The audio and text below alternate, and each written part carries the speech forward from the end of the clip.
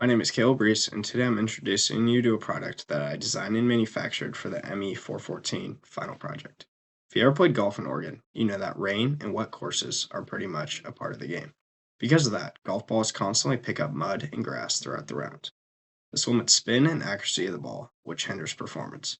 To address this problem, I've designed a golf ball holder and cleaner to transform your golf balls from this dirty one into this clean one in the middle of your round.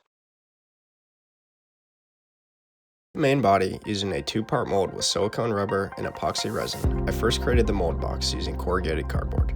Then I mixed silicone rubber using a 1:1 ratio and poured around my 3D printed part of the main body. After letting it cure for 6 hours, I removed the 3D printed part to create a silicone mold. This removal process involves splitting the silicone rubber in half with serpent-looking cuts to ensure it fit uniformly back together. After this, I used an air hose to remove any excess materials and dust. Then, I rejoined the silicone mold onto the same box with duct tape.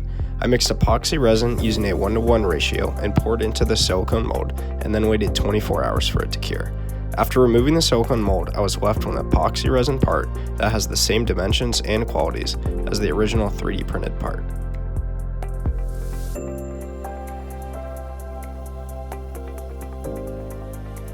To create the lid, I first used 2x4s to build a small box in which I could staple the ABS sheet on top. I also created a vacuum forming box using 2x4s, a pegboard, and plywood. Then, I heated the ABS in my oven at 450 degrees for roughly 3 minutes.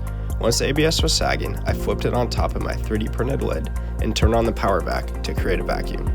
After the ABS took the shape of the lid, I removed excess material using shears. Sandpaper was also used to sand down the edges to ensure uniformity and a smooth surface finish. Then, I coupled the lid to the epoxy resin main body using JB Weld Plastics Bonder. To create the exterior cover, I first measured the circumference and height of the main body.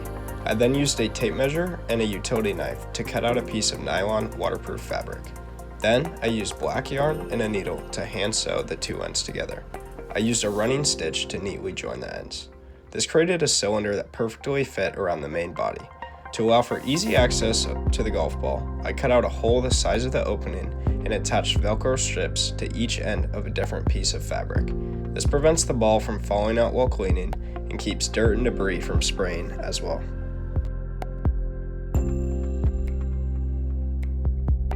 To demonstrate my working product, I sprayed some water, closed the cover, and shook for roughly 5 seconds. Then I removed the ball and dried it.